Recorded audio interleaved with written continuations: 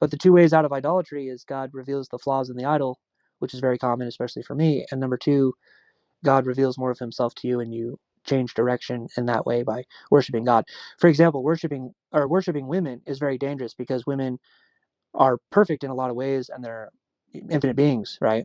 So they can live Yeah. the idol status, especially your wife or your daughter or your teacher or whatever, right? Girl on the internet who doesn't show her flaws, and you can fall in love with them and idolize them, and those can be very dangerous because it could take a long time to find the flaws. But if you're idolizing a sports team, what's going to happen is your team's going to lose in the championship game, or they're going to lose, they're going to get blown out or something, and you're just going to get burned up, unless you're worshiping the best team or something. But it's kind of a waste. All idols end up being a waste, and something that's not preached a lot in Church of Jesus Christ of Latter-day Saints is the first and second commandment of the Old Testament, Exodus chapter 20, which is no other gods, no other idols. I can't tell you the last time I heard a talk from Uchtdorf or Bednar even, or Eyring about idolatry. Have you ever heard a talk on idolatry at our church? You don't really hear that too much. You don't, and that's why someone like me needs to come up and preach against it, because one of the biggest sins in our church is family idolatry, which is the idolization of family. And Al Harris does not struggle with it, but I'd be lying if I said that Jeffrey R. Holland doesn't struggle with it, because he does. He brings up his wife at General Conference. He loves his wife, in my opinion, too much. I think that's his biggest sin by far.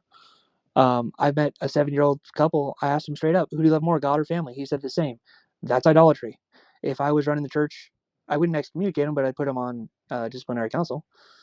Um, if you're openly worshiping your family, I think that's a violation of the first and second commandments. And people are like, oh, it's not a big deal. It's the second greatest commandment is love your family. First Timothy 5:8 says you should love your family more than other people.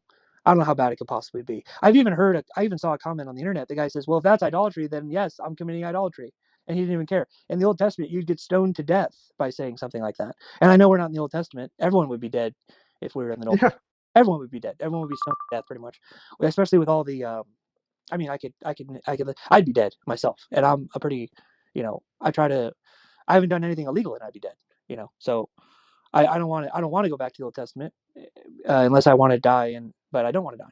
I'm just saying, like, the fact that we're committing idolatry openly and nobody cares in what's literally the most true church on earth, it just shows how wicked this world is in this dimension, in this world of injustice. And God, He deserves our love and our praise, and our families do too, but not as much, and not nearly as much. And there is a pantheistic relationship with the first and second greatest commandment and the second and first greatest commandment. If you worship the first and greatest commandment, the second greatest commandment, um, well, put it like this: if you fill up the cup of the first and greatest commandment as much as you can, it will leak over and it will spill over into the second greatest commandment.